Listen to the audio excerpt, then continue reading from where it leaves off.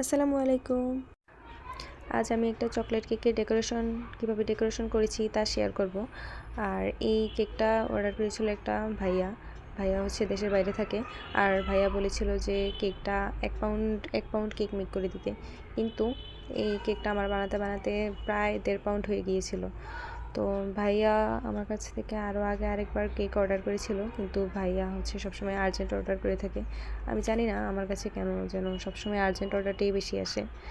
তো এই কেকটা হচ্ছে অনেক বেশি চকলেটই ছিল। তো যারা চকলেট লাভার আছে তাদের জন্য বেস্ট একটা কেক। তো কেকের বেসটা যখন আমি রেডি করি তখন ভাইয়া আবার মেসেজ দিয়েছিল। তো দেওয়ার পর ভাইয়া বলতেছিল যে ভাইয়ার জন্য আরেকটা ভ্যানিলা কেক মেক করে দেওয়া যাবে কিনা। তো বললাম যে ভাইয়া আচ্ছা ঠিক আছে, কোনো সমস্যা নেই, কিন্তু আমার হাতে টাইমটা একটু কম ছিল, যেহেতু ভাইয়া রাত 12টার আগে চাই আর আমি কেকটা মেক করা শুরু করেছিলাম দুপুরে। তো আরেকটা কেক বানাতে বানাতে ফ্রিজিং করারও একটা ব্যাপার আছে। তো ভাইয়াকে আবার আমি আরেকটা কেক বানিয়ে দিয়েছিলাম।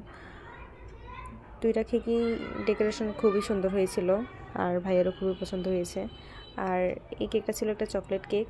আর ভাইয়া বলেছিল খুবই একটু গর্জিয়াস করে দিতে, কারণ আগের কেকটা ভাইয়াকে একেবারেই নর্মাল দেওয়া হয়েছিল, কারণ ভাইয়া হচ্ছে রাত 12টার আগে কেক চেয়েছিল আর ভাইয়া অর্ডার করেছিল রাত 8টায়।